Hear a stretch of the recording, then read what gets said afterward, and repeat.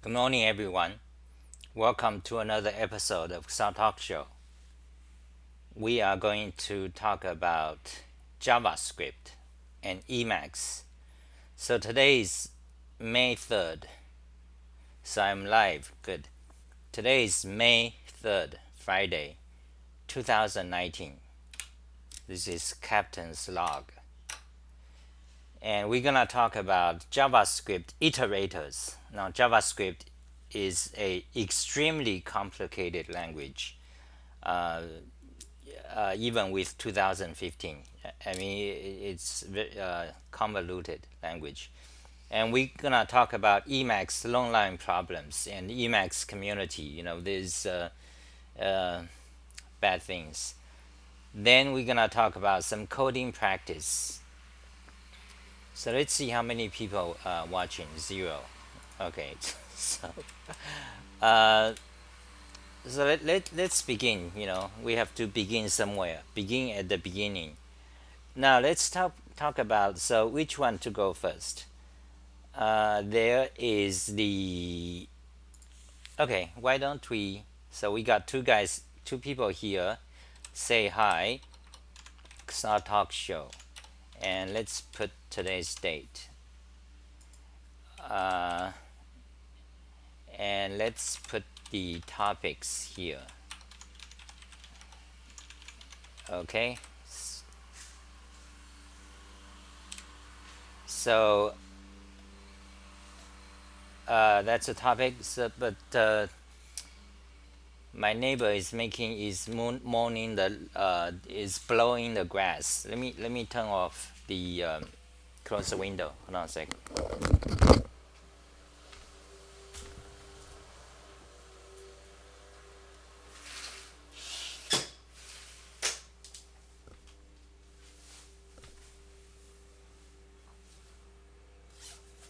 Superman.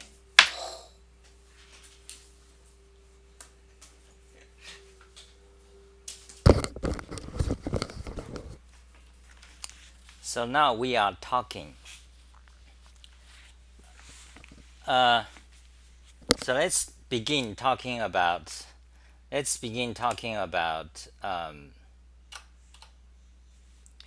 Emacs. So Emacs and JavaScript and coding practice. Yeah, let's begin with Emacs. Now Emacs, as you may know, it has a long line problem. That is, if you have a line, very long line, like thousands of characters. Usually the programming advice is that when you have lines should not be more than 70 characters or something like that, which is one of the most extremely idiotic concept. Okay, the reason we have that idiom, that practice recommendation, is because it came from punch cards. Punch cards, programming punch cards from 1960s. So this is what punch card is like. So before, we don't have computer. I mean, we don't have digital computers. We don't have electronic. We in the beginning we don't have that. Computer calculating machine. Good morning, Victor. Is like, in the beginning, computers are like mechanical devices with gears. Gears, you turn this gear, that in turn makes another gear turn. Then you have algorithm, these all these gears. Then eventually you look at the last gear, that's your result. So that is basically the origin of computing machines, mechanical. For example, well known is the something machine. Anyway, then we have punch cards, which is a card, and you punch holes, in these positions, and you place this card inside a machine.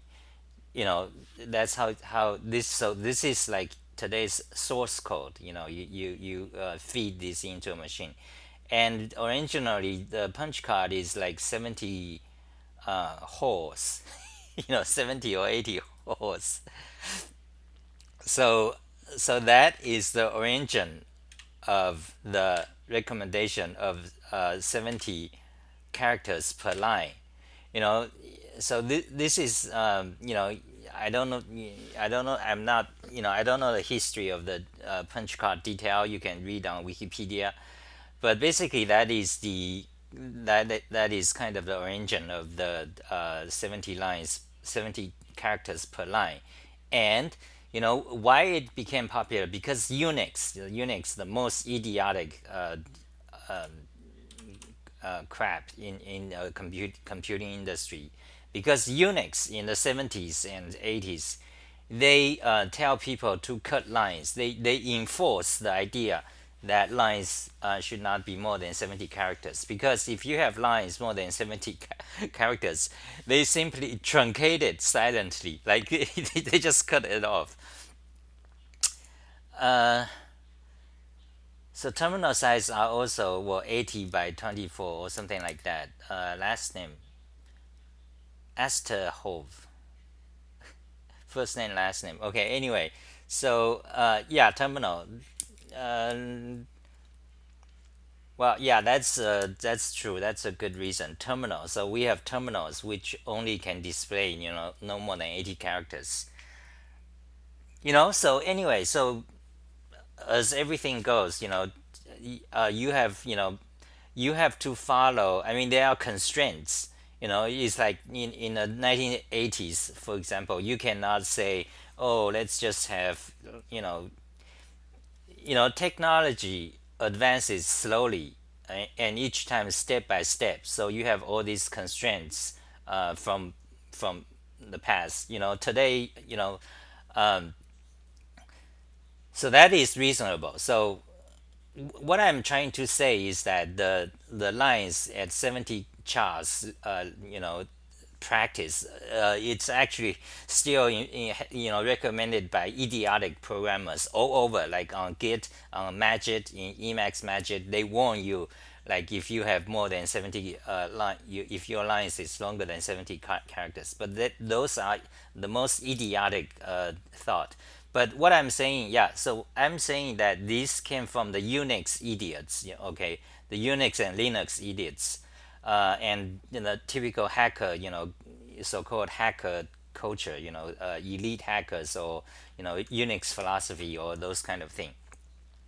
And so that's what I'm saying. But there is the good point that terminals in a back in the days. So let's go to the keyboard. Let's show you some terminals.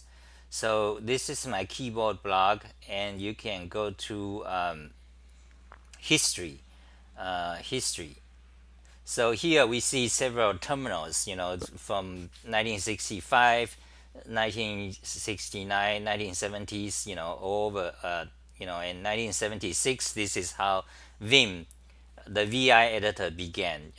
1975. Some of these are very popular. This one, VT52, and this one, ADM3A, and this one, VT100.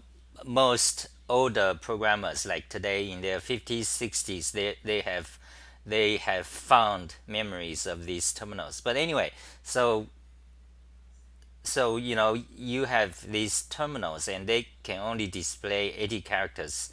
So why 80? Well, that came from punch card as well. No, no, I'm just giving you the general kind of history. Okay, in many details. I don't know the very hardcore details, but if you want to study that, but you can go off doing that. But anyways, my thinking is that it is true on one hand that things evolve slowly, so you cannot just suddenly, for example, if you have a terminal, you cannot say, "Oh, 80 characters, stupid, let's not do that," because you cannot do it, because these are very expensive back then. You have engineering cost, and you have that your screen size is only 80 characters. So what if you have more than 80 characters? Well, you could maybe write programs so that they wrap or something, but wrapping is an algorithm by itself, so it introduces delay. It costs CPU have to compute it, so it's probably it's not practical. So that is true.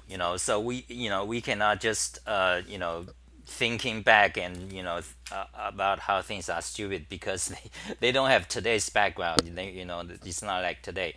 But however, on the other hand, we must also realize some of the practices such as our keyboard, and many almost all practices, much of it is from is due to history, including English. English language. When you if you are study linguistics, you will find that English language, including French or Chinese, they are like a whole bag of garbage. The grammar is like extremely convoluted and illogical. Okay, the reason it's that way is because history. You don't like one day you are a god design a language like this is English for you guys are going to speak it. You don't design from there. It's evolved. Beginning we don't have like imagine 10,000 years ago we don't have a language. We just like chimps or monkeys. Then eventually maybe we have we carve on stones, making some characters. Then eventually we have languages. Then we have words. Then then some philosopher did, look at the thing and they created grammar. Okay, so some guy says, okay, this is the English grammar. You have you you have tenses and so on. So almost all things like that, they are if you look at from logical point of view, they are not logical, they are not efficient, they are not logical, they are not almost in every aspect they are not necessarily good. But however they are evolved. Programming languages and natural languages, or the keyboard we use, the input systems and programming practices, they are evolved piecemeal, and they evolved to satisfy our requirements and needs, over the years or hundreds of years and so on. So in some sense they are actually a good, I mean, at least they are a workable system. So what I'm saying is that, but if you think about it, but you have to realize, if you are a philosopher or you study history, you do know that you have to understand what I just said, or this came from history, or that when you want to study some subject, for example, should programmers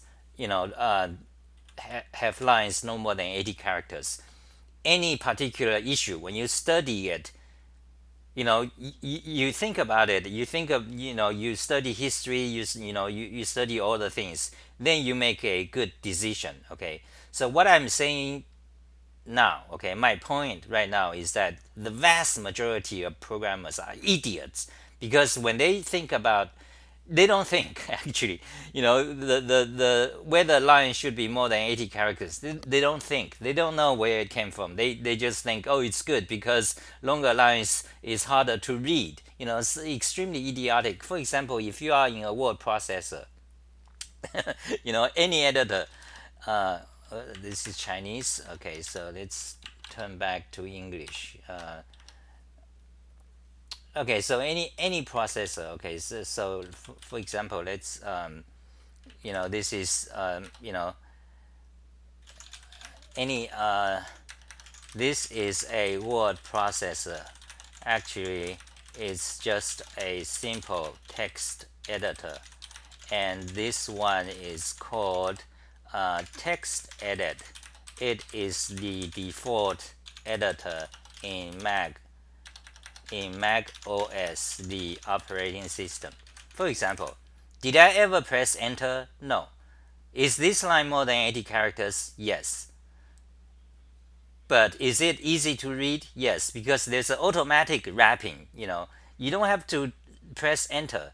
So, but programmers, they don't understand. They do not realize this. Like when you, for example, if right now I tweet, on Twitter, oh, lines should not be 80 characters. Then you got a army, like a whole bunch of programmers. Oh no, but it's not easy to read. It's extremely idiotic, and this idea is deeply seated in programmers' mind. They don't never think about it. Okay. Now I know a Emacs guy. Okay, he's a Asian, like me, older than me actually. I mean, he's been using Emacs, for a long time. And let me show you which is this guy. This guy's name. So this guy is Emacs Lisp. Let's see, Emacs miscellaneous. Okay, and let's search for ICE.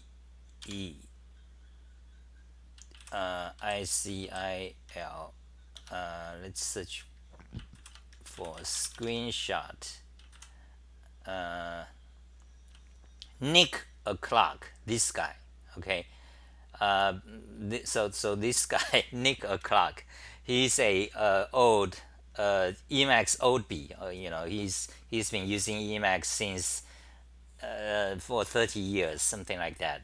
So he's actually a great guy. He knows a lot. He's a C programmer. He's a C expert. Okay. But anyway, we digress. And also, he is a user. He by the way, he uses the Icicle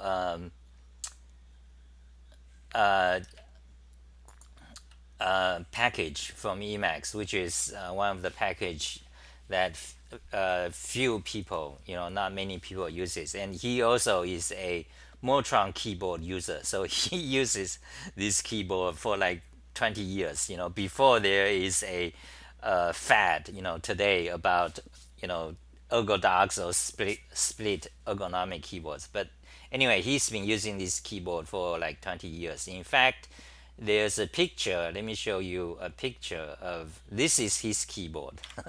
He sent me a picture. This is his Motron keyboard. So this guy is Nick O'Clock.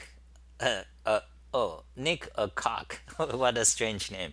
He's in UK. Okay, so he's one of the old B. Okay, so I have, we were I met him on Google Plus, which Google killed, a few months ago.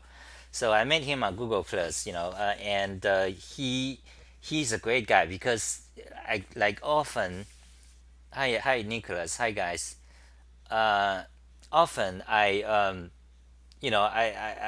despise, the typical programmers. So I have a lot of huge amount of articles of rant. So I post on Google Plus, and most of my comments, okay, like 99, 95% of comments are idiot, from idiotic programmers. But however, once in a while there are few people, programmers, I really respect, because every time when they make a comment, I mean, it doesn't matter they agree with me or they do not agree with me. A good comment is where a comment you provide solid, great information. Oftentimes some of these people, they do not agree, but they provide great information that, such I read, I learned something, or sometimes I see, oh, I never thought of that, so that, and and sometimes it may change my mind. And yeah, it has happened, and I go, oh my god, I was totally wrong. Because, so a handful of people really great, they give you great, they think, they all know, they have experience, they are great programmers I respect. So Nick O'Clock is one of them. He's one of the great, because I post all my rants on Google Plus, but every time his reply, okay, his reply always has great content. I learned something from it, So anyway, so he's a great guy. He doesn't have a blog. He doesn't have social networks. He doesn't like those. So a lot great programmers, they don't have blogs or social networks. Like most of the bloggers, a lot of it is like idiots. Okay, but they became famous. They tell you what to do. But anyway, Nick Clark. The reason I mention him because so I have written tens of articles about the line wrap. Okay,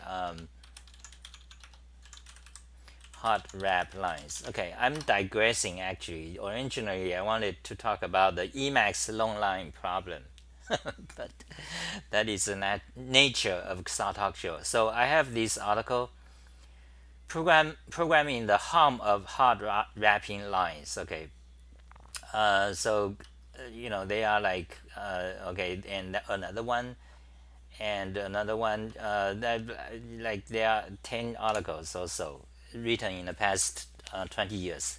So the harm of hard wrapping lines, this article is from 2005, uh, and this one is you know so I studied the issue.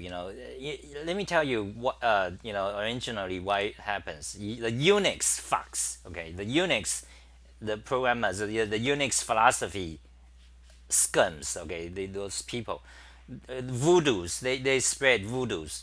Today they died. Today the Unix philosophy, you don't hear it much anymore because it kind of went away, and and Perl people went away. But anyway, so the Unix people back then in 1990s, okay, and also early 2000s, they tell people to cut their lines because their email, they cite RFC. Basically in Unix, when you have lines more than 80 characters, all the backs of the shell programs like PS, okay, the Solaris PS and the tar and a bunch of like they almost all of them, they just truncate your lines. They just silently truncate it. That's how Unix is. And Unix email programs also truncate lines. So that is why the idea of cutting lines becomes so deep seated. And Unix people, they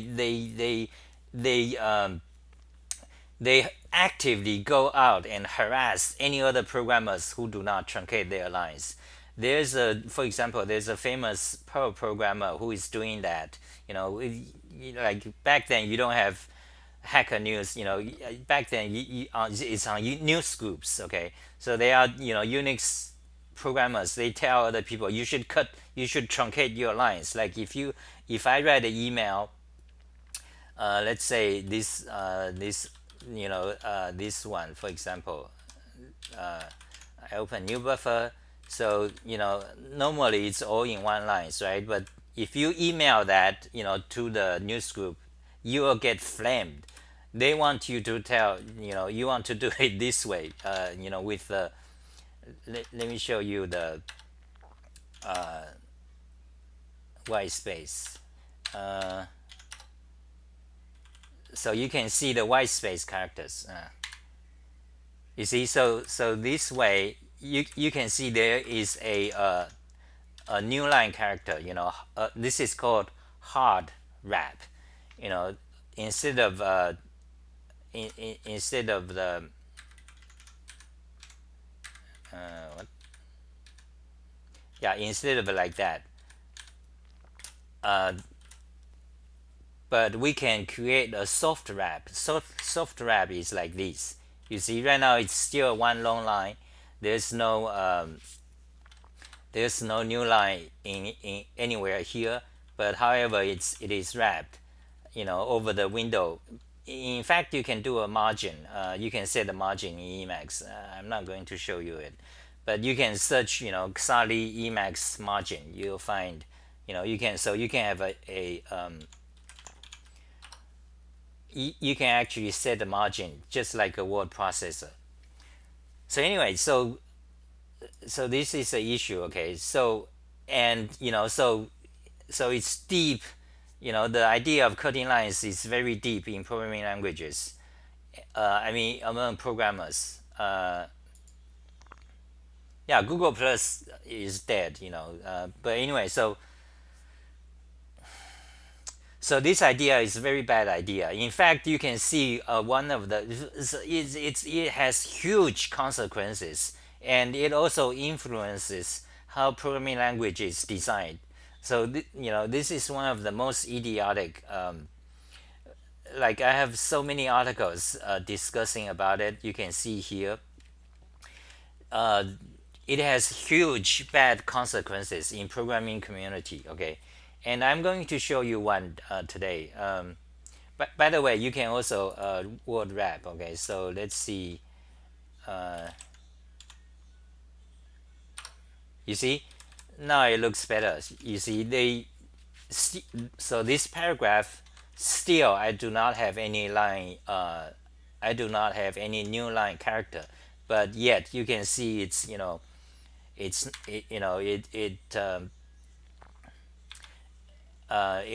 wrapped.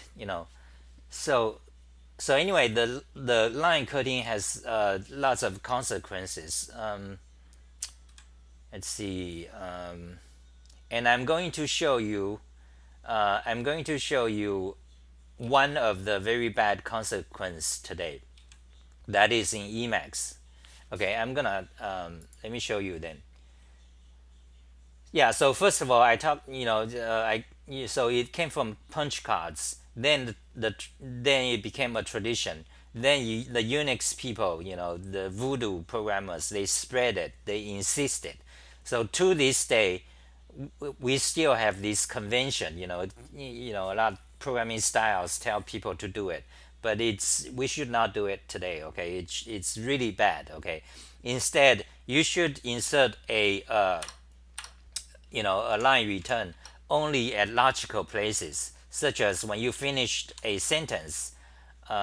Then just like the word processor, when you finish the sentence, then you add a return. Then you begin, start the next line. Same thing in the programming code.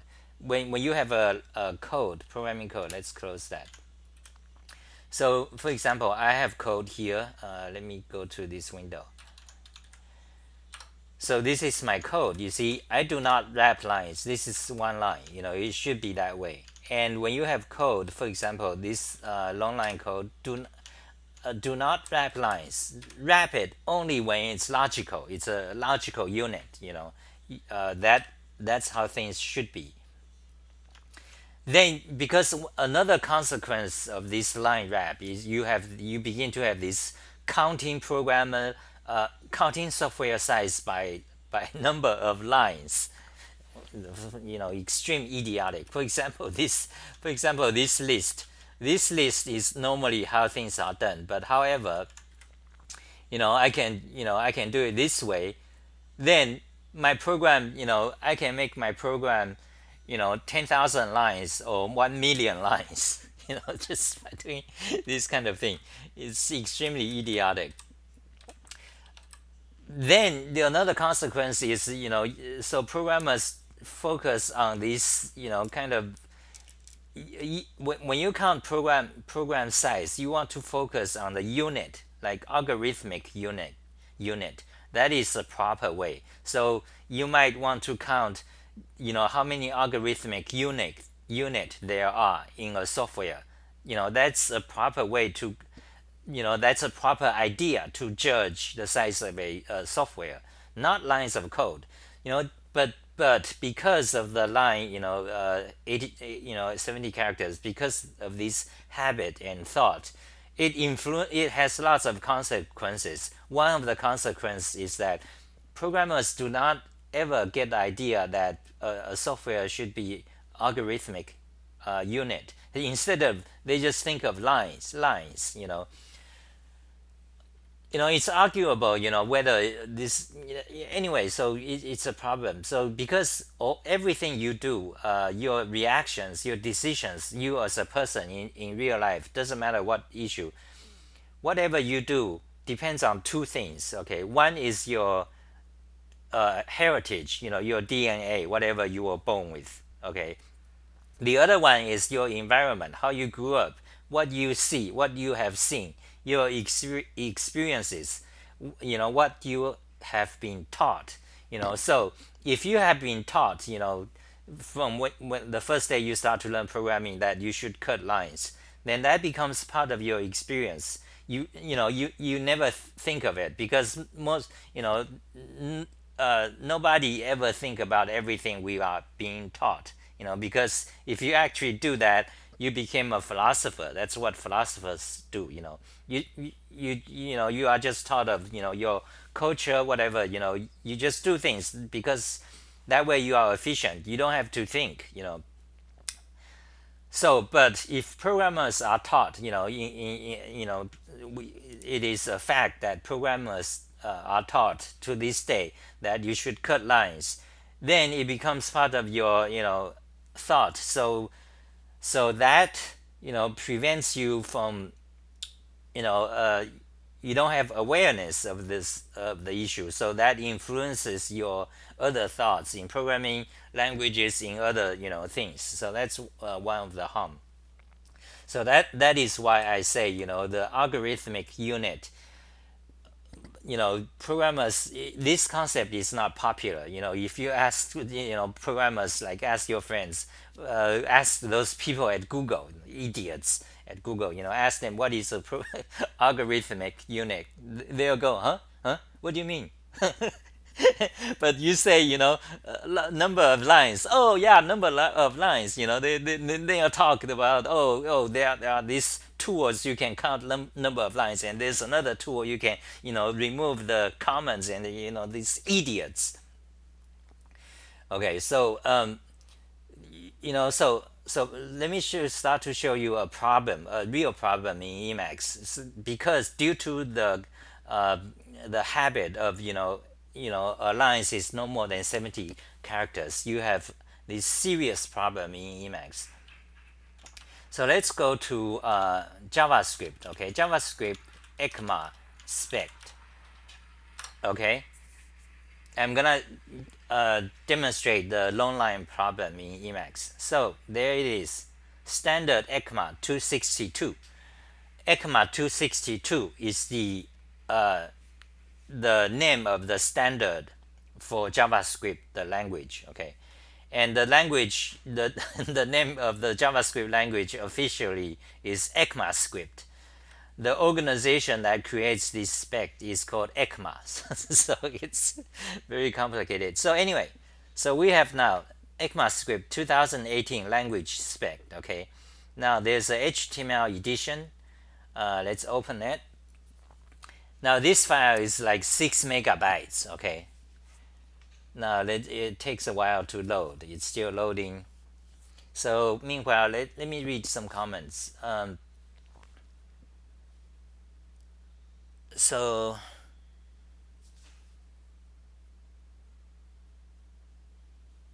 good point about wrapping lines. We take it for granted now. I understand. Hi, Xa. Hi, Nicholas. Finch. Hi, Finch. Excellent point about commenting with due thought and value. About commenting with due thought and value. Okay. Ogo says, hi, Xa. Do you like Ultimate Hacking Keyboard? Yes, I do. It's a great keyboard. Okay, this page is still loading. Okay, Ultimate Hacking Keyboard. If you guys don't know, let's give them a plug. They sent me a copy for review, and I did review it. I have a video of it, and it's a great keyboard. I talked about this quite a few times, and in fact, yesterday there's a video.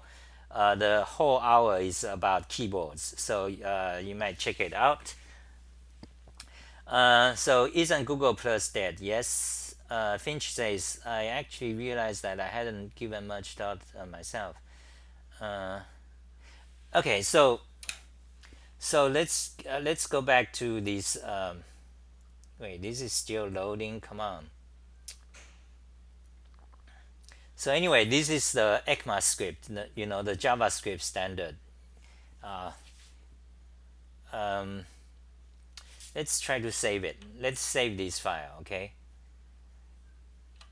let's save it as, okay, I want to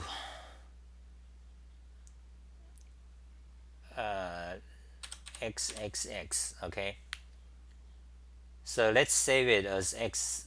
Let's let's not xx, because that's has connotation to other things. Because but I, by habit, because my name is, x, so I always use x for as a temporary file name. Anyway, let's save it as tdt. Okay, hold on a second. Okay, now it finally finished loading, so let's save it as tdt. Okay, save it, save the whole file. Then I'm going to go to my download folder, but I don't want to show the directory. So okay, let's go to Talk Show page, and let's magnify. So let's put it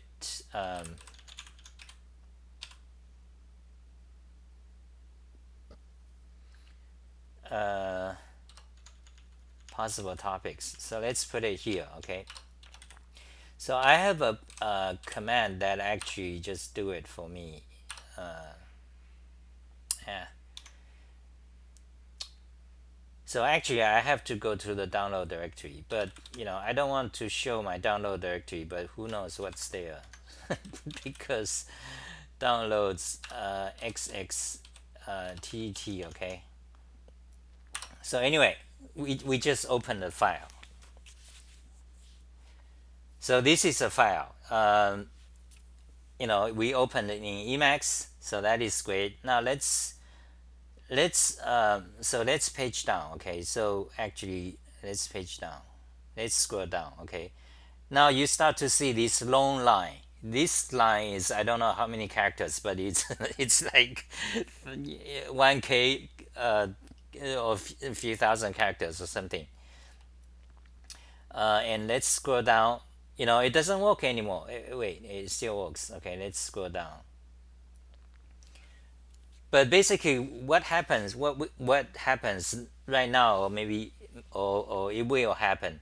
Like right now, I'm stuck. I'm trying to scroll down and it's not going.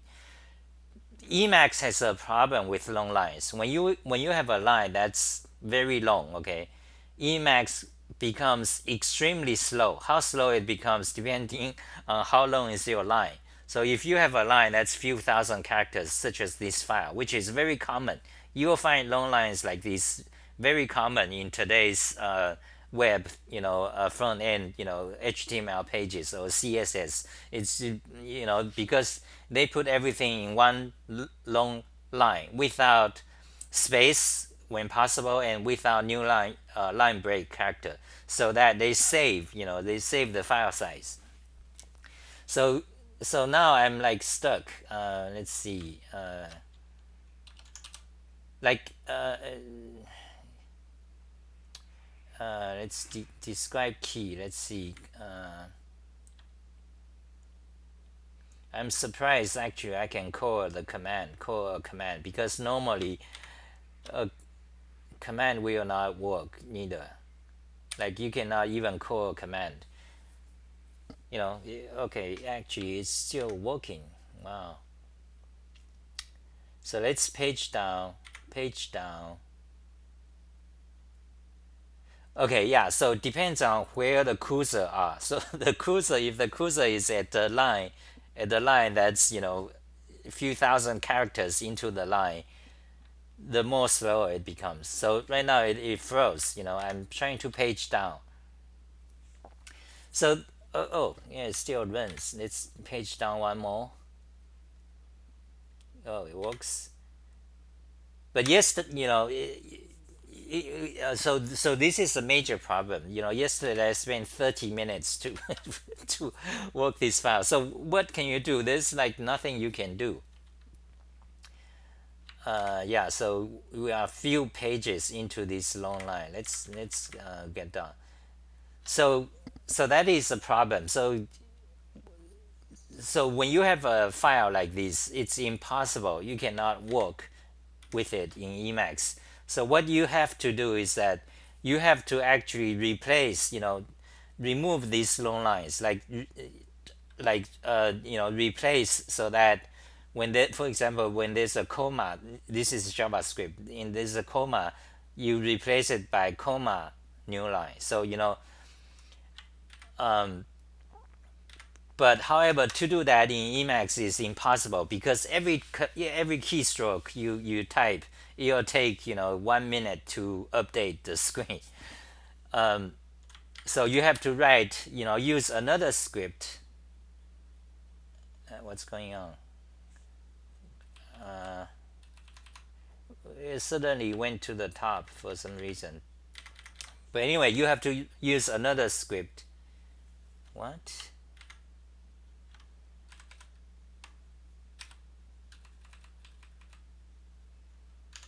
You have to use another script to let's close it.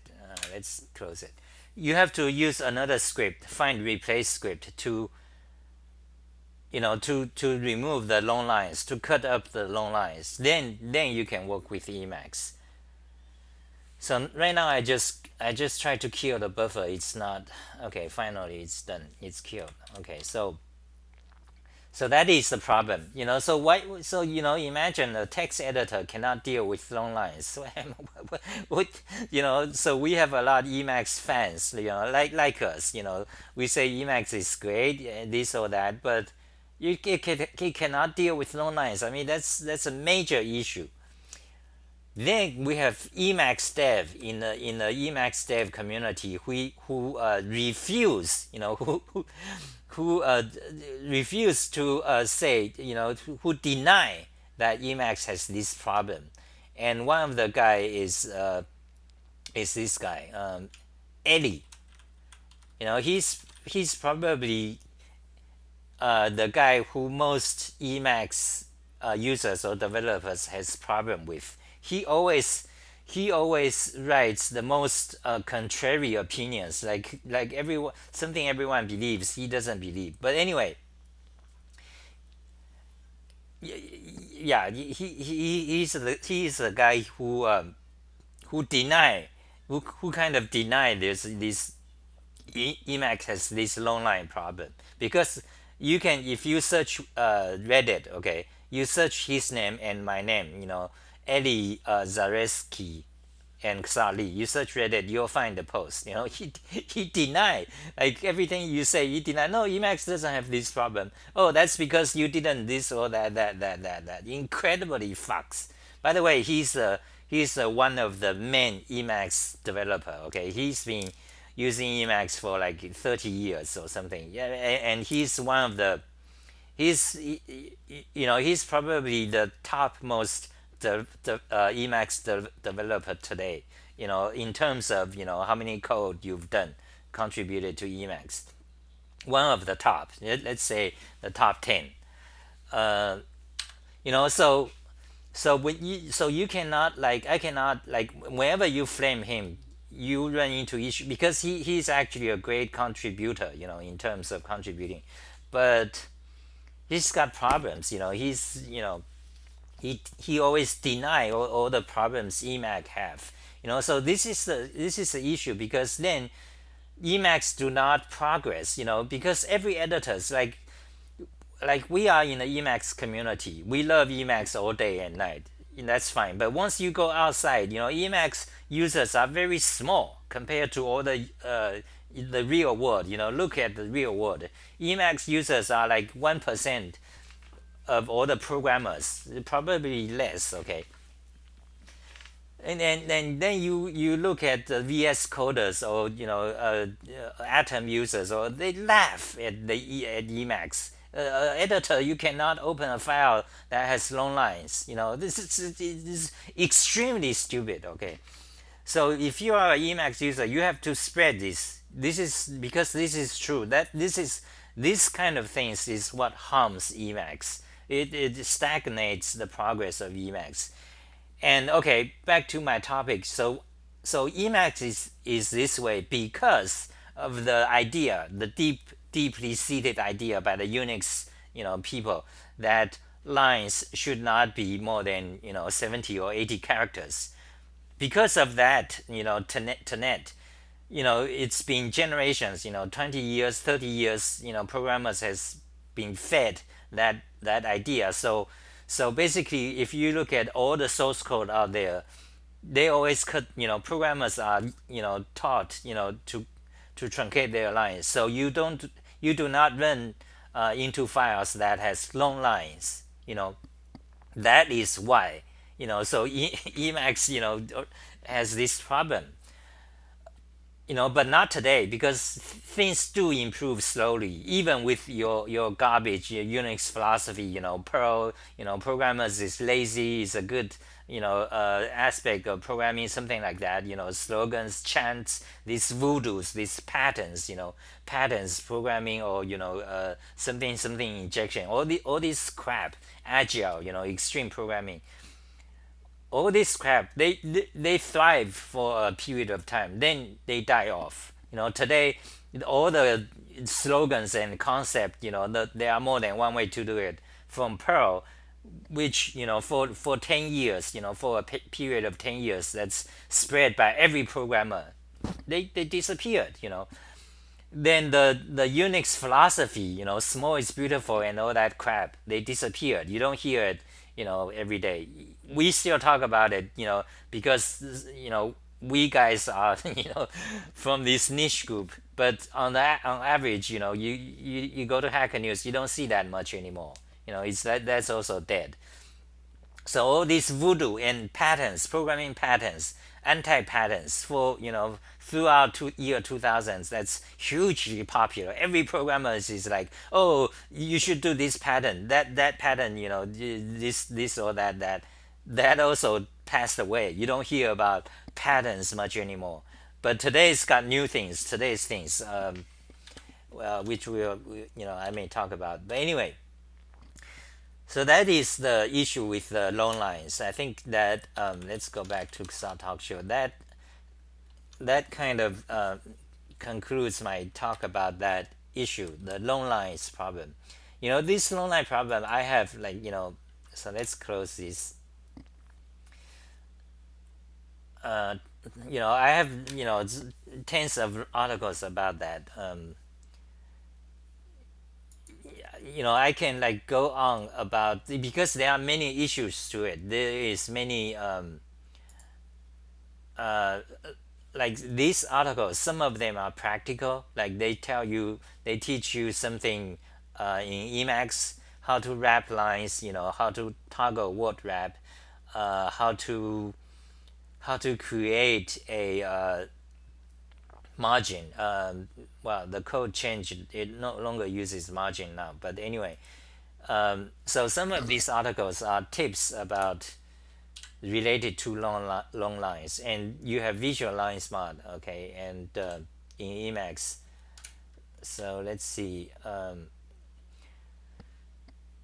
Okay, so and some of them are rants, but anyway, so that should be about it for that topic. So, but this one is a rant from 2002, because Unix, because all their code, cannot deal with long lines.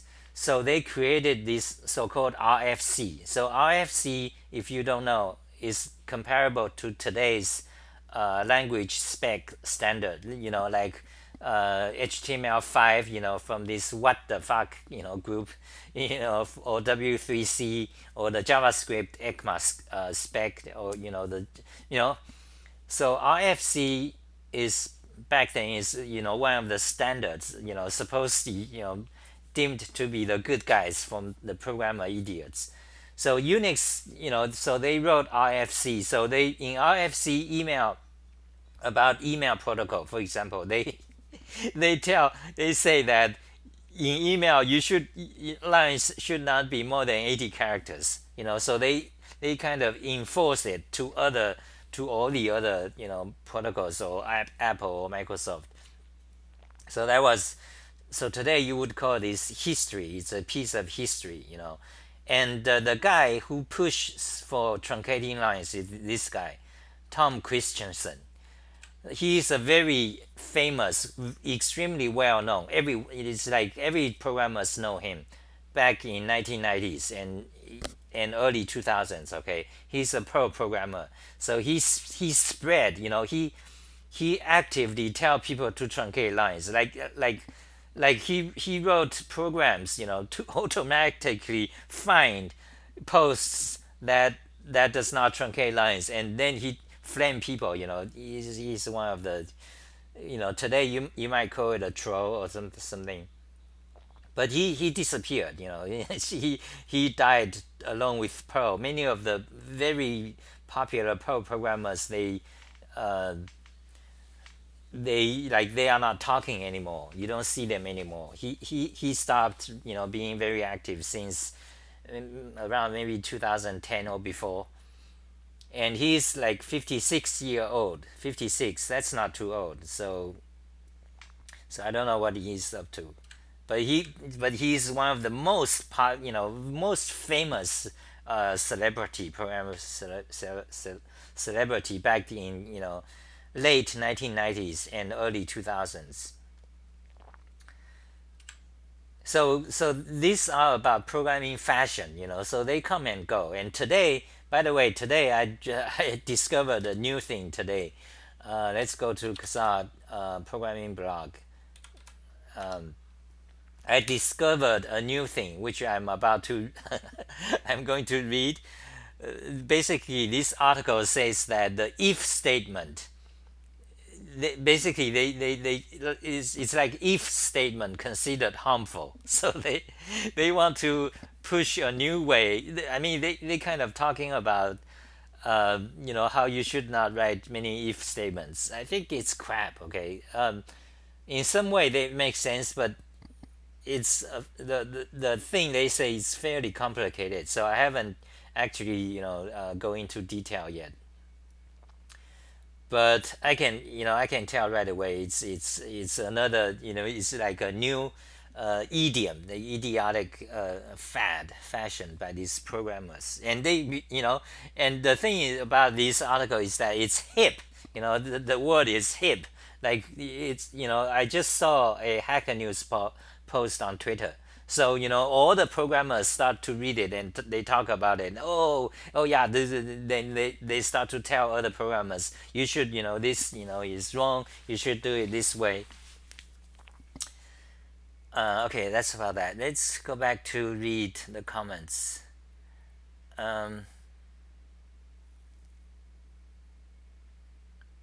Yes, white space mod. Yeah, that's one of the Emacs mod.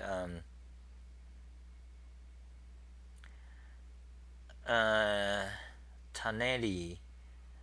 To be fair, NeoVim doesn't deal with this well either. Oh, NeoVim doesn't? You mean NeoVim has problems with long lines? Long lines? That's surprising, because VI does not have a problem with that, as far as I know.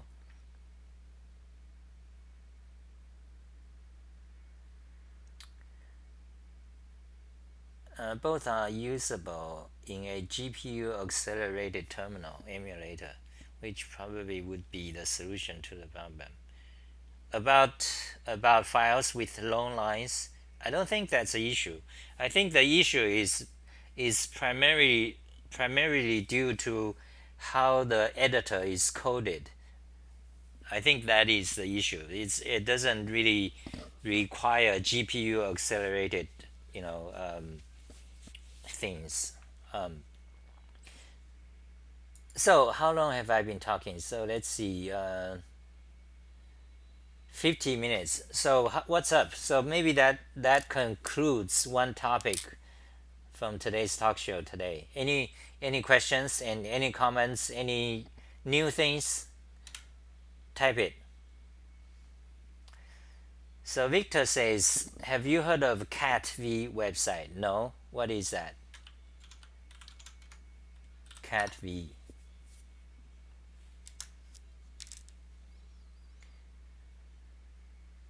Oh. Cat V org, random contrarian insurgent organization. So let's magnify. So cat.org, random contrarian insurgent organization. The internet is not for sissies. Okay. Uh,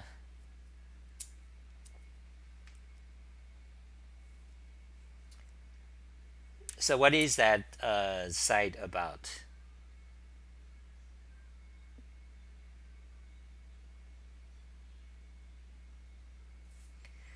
Okay. Well, is that site like considered, bannable by Google? Because if that's the case, I don't want to, link it because Google these days, YouTube is banning things. So if it's, if the website is out there, uh, you know, don't link it. People know anyway. By the way, cat v, whoever you are interested, you can just go to cat v. You'll see the website. So let's talk about. Maybe I'll show you one more thing about the idioms. Well, that's another topic. So maybe that's it for today. So what's up, guys? So anything else? Ask me questions. Questions. So yeah, maybe you have 10 seconds to post questions.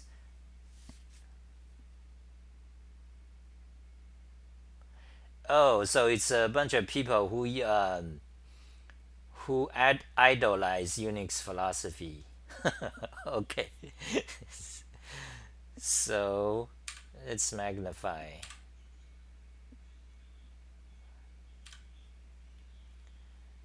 Uh,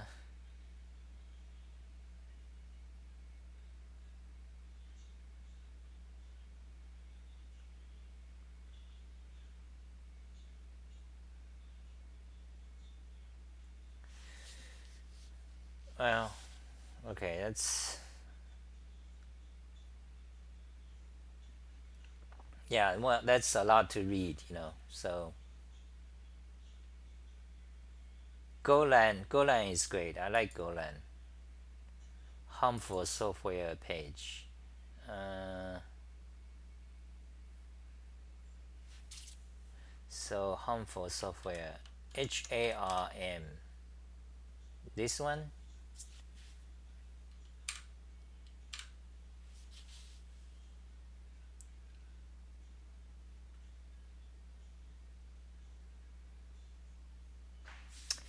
Anyway, these kind of things are getting old because I don't know what this website is about. So I take your word for it that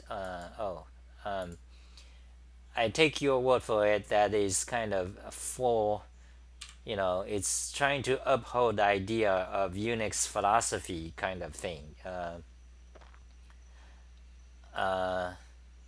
But to me, it's not. It's niche. Okay, it's not worthwhile to go to. Because realize like today we are into AI technology. All the people, young people, the generation, are talking about machine learning or other AIs. Machine learning is kind of in a fashion, in a fad. Okay, because machine learning or neural networks is one of the method of doing artificial intelligence. Okay, as opposed to the other way is so-called symbolic AI, which kind of fell out of fashion. Now I'm rather more interested in symbolic AI because machine learning and neural networks they don't teach you anything. On the other hand, the symbolic AI is more of like math oriented. You have a foundation, you have logic, you study the logical structure, you can build the structure and understand any subject the AI is about. While on the other hand, machine learning, the neural networks, they are like statistical methods. You just throw a bunch of huge amount, billions upon billions of data into it. And it uses statistics to to decide automatically which way is the answer. So but the whole thing is like you do not learn anything about it. You don't learn any theories about it. You don't learn anything. You just throw questions at it, and it uses patterns like statistics from past data. You need billions upon billions of data, then it spewed out an answer. But you don't know why. It's impossible to learn anything. You cannot learn a new theory from it, or nothing like that. For example, playing Go, okay, it can today it can beat any world champion of Go player. But however, it cannot tell you like what are some theories about Go. It can't. On the other hand, if you have the symbolic based AI approach, if it's successful, you it can tell you what are some new theorems. It can tell you why certain move are good. Because things like that. So what we are I'm saying is that so as technology advances and science, they are advancing exponentially. That means we are at the point that we cannot possibly keep up. Even we cannot possibly even know what is going on, what are the new things. Like we don't even know what are new programming languages. Like you cannot keep up. You cannot know what are new programming languages, what are new protocols, what are new fields. For example, a new field in programming is we have blockchains. Blockchains is kind of new technology, and if you haven't studied it, then blockchains itself is like there's huge things going on there. So, and all the sciences, and you don't even know math, you don't know physics, all the sciences, they grow exponentially. So even as a programmer, you don't know what's going on in gaming, the techniques, the advances, you don't know. you Not even knowing a bit, because that's the nature of exponential growth. So we are at this stage of society, and then we have this website.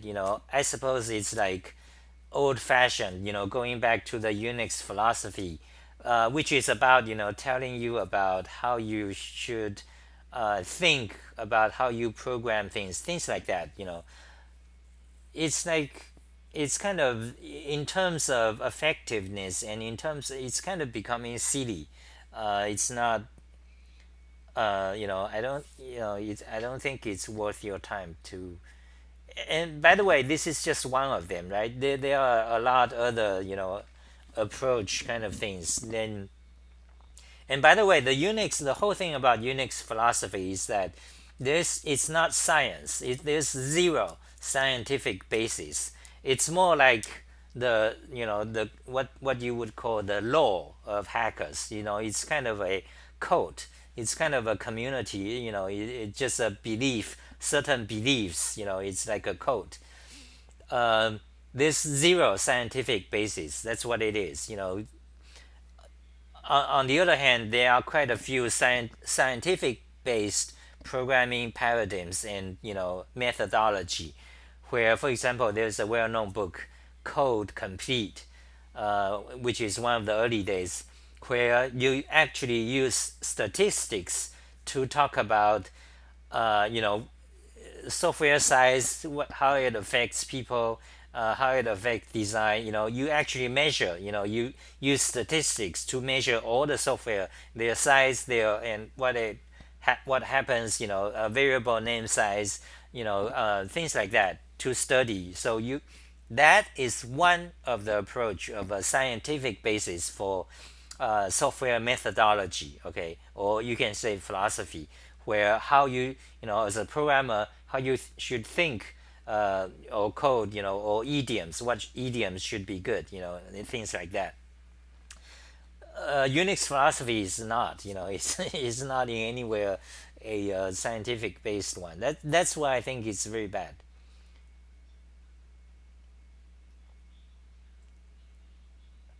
Memetic. So Tonelli says Computer are by nature a mimetic field, and it will take 100 years for people to learn.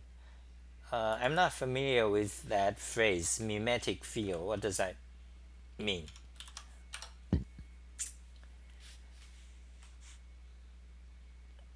Mimetics. I think some of these are, they are voodoos, these mimetics. Okay, mimetics, also referred to colloquially as memeology. Okay, mimetics is the study of information and culture based on an analogy with Darwinian evolution. Proponents describe mimetics as an approach to evolutionary models of cultural information transfer. Uh, critics um, Critics regard mimetics as pseudoscience. Mimetics, yeah, I think it's pseudoscience to me. I judge just by the word mimetics and what it is about. Evolution, approach to evolutionary models of cultural information transfer. What the fuck is information transfer? It's pseudoscience. Okay, it's like mini. It's like, I would say it's like Unix philosophy. It's kind of like all this thing. First of all, evolutionary biology. They don't even mention biology, but they say evolutionary models. It's like from hard science to less hard science to less and less hard science to less and less hard science. That's what these things are about. First of all, evolutionary biology is kind of, it's not hardcore science. Okay, it's like psychology. Okay, then so let me read some more comments, and that'll be it for today. Let's see.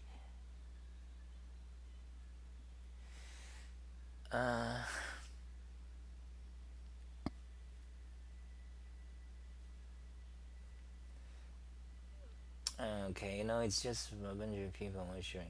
Okay.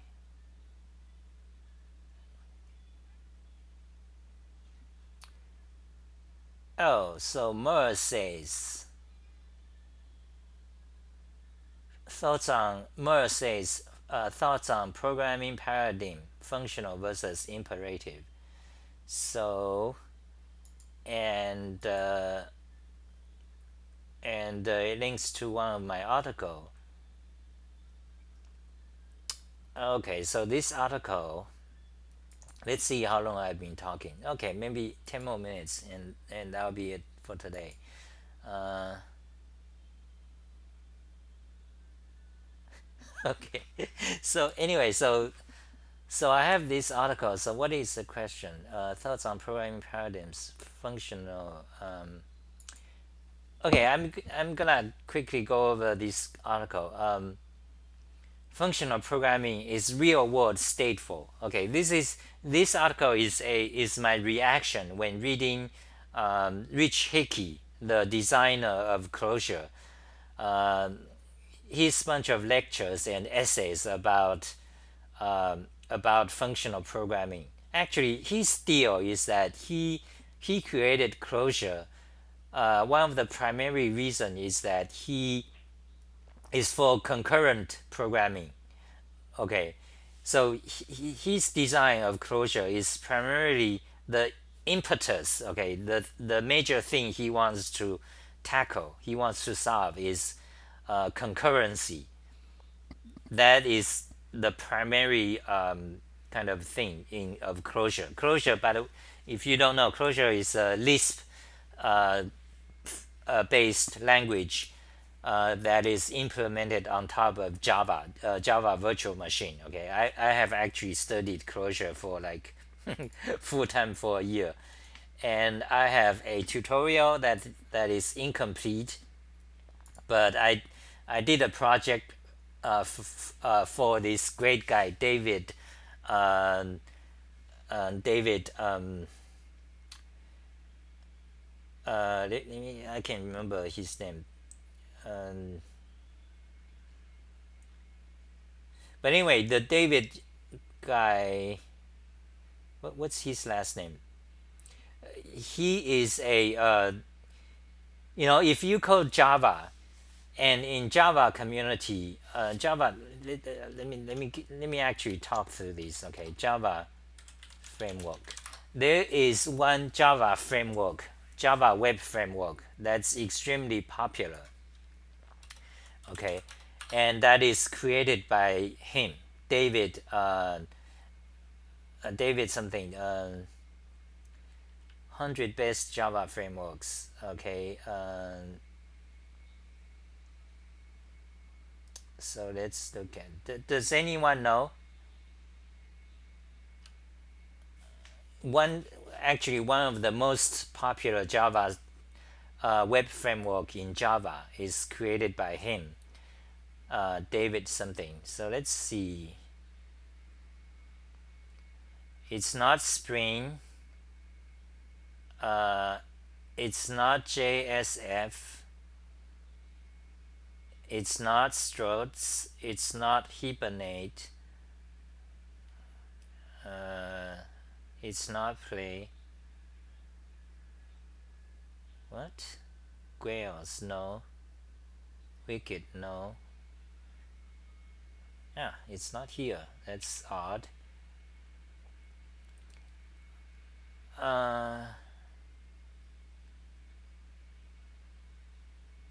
Wow, there are a lot of Java frameworks now.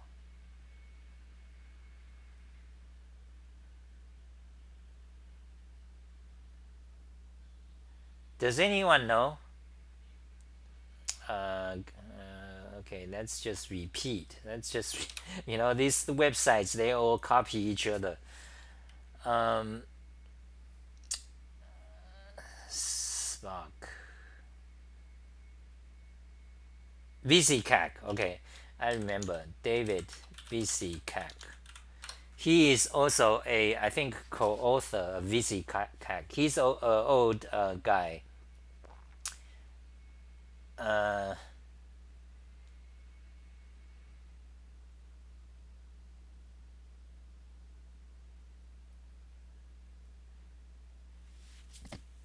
VCCAC.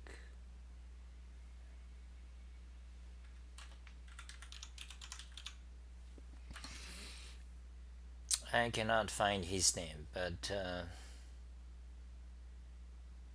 VC Land, maybe this one, VC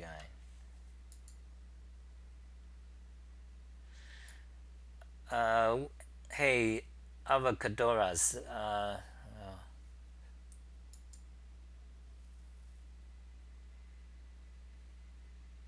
Yeah, this guy. Okay.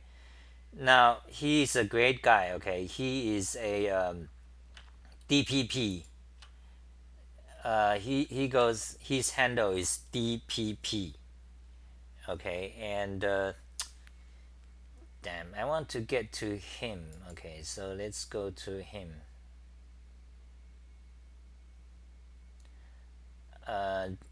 David.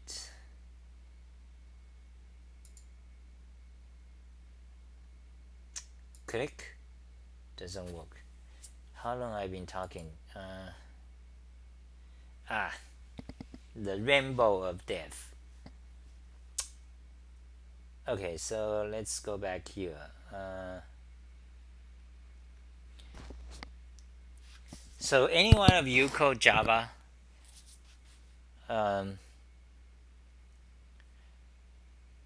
It doesn't come out. Okay, so I want to go to this guy's name, but somehow Nuet.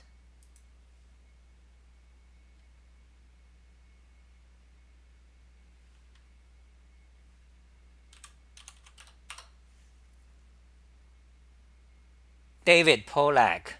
That's a guy. Okay. David Pollak.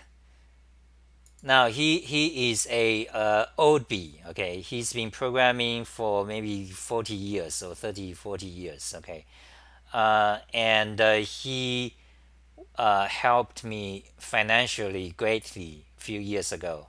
So I want to thank him.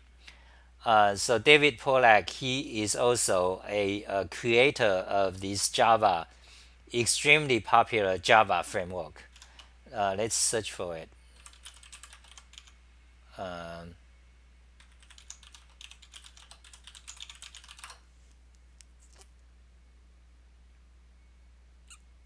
Lift. Okay, so he created the Lift framework for Java. Okay, I think it was the most popular framework, but somehow it's not mentioned in these new websites. But anyway, Lift. So he's a well known programmer, one of the great programmer, and he. So why are we mentioning him? There's a reason. Oh yeah, so he had me work on Clojure for some Clojure project. So that's how I learned Clojure. So I worked on Clojure for altogether about a year. And so I wrote this tutorial. It's not really complete because I stopped working with Clojure. So anyway, oh yeah, so back to Clojure. The David, the Rich Hickey guy created Clojure. Okay, and many of his essays and lectures, YouTube lectures, the primary reason he created is to solve the concurrency problem, and he kept talking about uh, uh, he kept talking about states. Okay, so this article is basically, in functional programming, in first of all, in imperative programming, such as Perl, Java, JavaScript, or OOP, you have states. For example, a class, a object, by definition, is a state. When you have an object, it has internal variables. You call members of the object or fields. Depending on language, you call it a member or a field or a class variable or or instance variable. But anyway, a object basically has variables inside it. And those values can change. So the object actually represents some kind of a state. So on the other hand, functional programming, you don't want states. There's no states. It's always function, input, output. That is it. That is the pure form of functional programming word. Everything is just first of all you have data values. Okay, that's input. Data you pass through a function. You could think of a function as a machine. Then you have output. That is it. That is the whole pure functional model. Then the output. Then you have another function feed the output as input. Then you come out another result. So you just have all you have to do in a program in functional programming world is you define these functions, or from libraries you have functions. Then you data is input. You just feed input to a bunch of functions. Output is a result. That is all there it is. That is a pure form of functional programming. All other things are kind of just consequences and secondary, such as currying, such as monads, such as all those fancy jargons you hear about functional programming. All those are rather secondary. The most important thing is just functions. Functions do not have state. This any given input it has output, and given two same input it always come out the same output. Okay, it purely depends on nothing other than just the input, the arguments. Okay, that is a functional programming. Now, so functional programming do not have states. Your data is the state. They don't do states. So how does basically the question is how does functional programming handle um, concurrency? So I want to Is real world stateful? I want to talk about this article, but basically, the Rich Hickey guy, he has a lot lectures, okay, and he's talking about concurrency, and he's saying that he is saying that a state is just a matter of time. It's he's, he's saying I don't know what I'm. Well, I have to be concentrated and actually prepared to talk about this because right now I have to be a little bit prepared to actually talk about this thing. So let me just read it then. Okay, in philosophy, there's two. Oh, there's a typo. There's two opposite thoughts: idealism and materialism. So it's either mind exists only, that's idealism, or matters exist only, that's materialism. By the way, there are many different schools of idealism. Also, there are many different variations of materialism. But in a classic philosophy, you have this idealism and materialism. They are like the opposite. Now, idealism is that you think about the world like the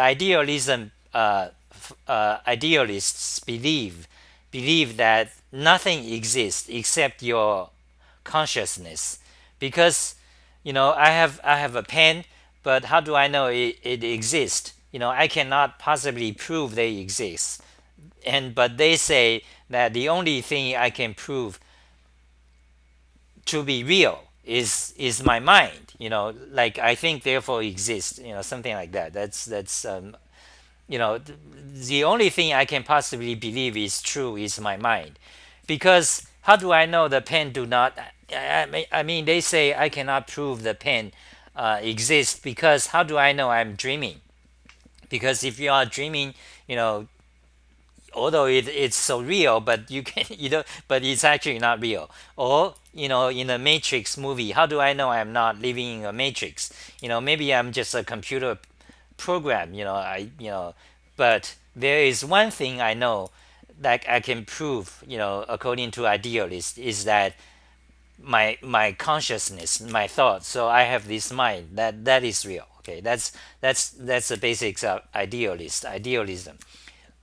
Meanwhile, materialism thinks that nothing exists except actual materials, like things. So your mind is just actually, they say your mind is just it's just a consequence of neurons and stuff. It doesn't actually exist. Like for example, when you die, you are gone. There's no soul. Okay, so the real thing that exists is the physical stuff, your body, your blood, the meat, in your brain. Because for example, if you are dead, you are gone. There's no like it's the only thing exists is physical stuff. Okay, so I say, so if you go the ways of idealism, then the problem is everything becomes mental, a sort of Taoism, mumbo jumbo. Gets difficult in the ways of sciences. That is true. I mean, that's what I think. Okay, the idealism is great, but then okay, but on the other hand, if you go the ways of materialism, then you have a hard time conceptualizing the mind, consciousness, and can never tell if you are in a dream. Yeah, that is true. And also, that is a problem of AI. Of right now, we have the problem of trying to define what is artificial intelligence. What is strong AI. Now, am I still alive? Okay, I'm talking too long. I think fewer people are watching. So let's go back to the article. Then we'll be done. So yeah, right now we have a problem in AI, which is how do you define? How do you actually define when AI is here? There's a Turing test, but actually that doesn't do much. So it's a problem. And if you believe in materialism, the mind doesn't exist, then you have the issue with defining consciousness, because first of all you don't believe it exists. Actually, yesterday I was watching this Luke guy. A lot of you guys tells me to watch his channel. So yes, yesterday I watched uh, one of his YouTube video, and the subject is actually interesting to me. So he was talking about the Chinese room uh, problem. Let's see, Luke, what's his name? Uh, no, not Luke. So what's his name, guys? Am I still talking? Yeah. So um,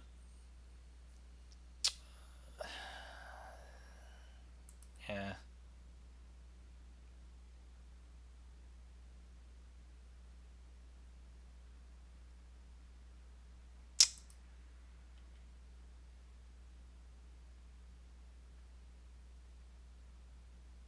Luke Smith. Yes, that's the guy.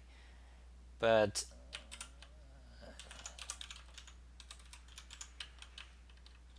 S M I SMITH. Stupid YouTube, really, with these all the common recommend. Luke Smith, this guy. Okay, so he made a video about Chinese room problem. Well, actually, that's quite interesting to talk about. Search Chinese. Yeah, consciousness, computers, and the Chinese room. Let's see. Yeah, this video. So I was watching it. I have my opinions about it, but anyway. So yeah, but he's a cute guy. So that's why he's got tons of followers. By the way, I'm not gay. Okay, if you guys are gay, don't come to me. I'm not gay. Okay. Uh, but anyway, so he's talking about that. So that issue is about philosophy, about consciousness. Okay, and in fact, one he mentioned, one guy one guy does not, he mentioned one of the philosopher or scientists, do not believe consciousness at all, and to him he's like, that's kind of strange, that's like odd. I don't find that odd, actually. So there's a difference between our opinions about AI, probably, because I don't think it's odd to not believe consciousness exists. Okay. So anyway, so the issue is about consciousness. So it traces back to idealism and materialism. How do you, and one of the questions is, how do you define when AI is, strong AI, or when we actually have a machine that can think. Like today, machine can play chess, can beat humans, but we know, we kind of say, oh, but yeah, but it's still a machine, it doesn't really actually know things. But the issue is, when can you actually say machine actually know things? Because 20 years ago we think if a machine can play chess, beat humans, it's actually intelligent. But now it can, but we don't think it's intelligent. But at what point then you can think, machine actually, is smart, like has consciousness. And in fact, that actually is a unsolved problem. We don't know. All the scientists, the physicists, the neuron scientists, the brain scientists, philosophers or mathematicians, or you can computer scientists, you may have your opinions, but the fact is nobody actually can have an answer that everyone agrees. we don't know when, we don't know how to define consciousness. In fact, consciousness itself is a question. Is it that what, like, we don't know what it is. And so that is the issue. So back to this article. So I'm saying, um, we would say, we would intuitively think the word is one word with states, but if functions, you have parallel universe, i.e. parallel programming. Okay, yeah, that's the issue. Yeah. So intuitively, we think the way we think that, when a lot of articles, when they talk about programming, they talk about state, state machines, especially OOP and so on. You want to model states. For example, you go to a bank, you deposit $100. There's a state because it holds a variable. The state is 100. Then you want to withdraw $200. So now it's negative $100. That's a state. Now, if you have another person, you know, who also go to your bank, for example, your family share a bank, he also withdraw $100. So you deposit 100, he withdraw, let's say, 100. There's a concurrency problem because the bank has to know who did it first. But if you run two programs at the same time, it's hard to know. You have the issue of concurrency. It's hard to know which one is actually, control the state. You have what's so-called what's a race problem. Okay, because if you want your program to actually run in parallel, which we do want, because that means you can run programs much faster on different CPUs. But if you do that, then you have this bank account race issue, problem. Who has got the control of the state? Because only one thing can control it at a time. Then maybe you have a key, then that's no longer parallel. So you have this concurrency programming problem. So a lot of people, most people think of as a state. Okay, like time is linear. Time is linear. At one point, this process holds the state, and things like that. The state changes over time. But however, Rich Hickey, I don't, his lectures is kind of hard to understand. And clojure, the language, is also, when it comes to concurrency, clojure, the language is kind of very hard to understand, as opposed to Golang. Golang's model of doing Golang's method of doing concurrency is very simple and great. You can understand within 10 minutes, like one hour. But clojure, it's like you spend days and you don't understand what it is trying to do. What it is. It is the way it's trying to do concurrency. But anyway, so Rich Hickey, in his talks, he often talks about something I don't quite understand. But in one way, it comes down to, you can think of state in real world as parallel words. That's kind of the way he's thinking. So instead of this, one word where you have time is linear and things change. So you have states that changes. On the other hand, Rich Hickey, he kind of think of a word as parallel words. So states do not change. Instead of, you have different words, you have different states in each word. I think that's the way he thinks. So that's why I wrote this article talking about that. Anyway, that's it for today. I kind of dragged on. So anything else? Yeah, I think that's it for today. I don't know if I answered your question, Avocadoras, but okay. So see you guys. Bye.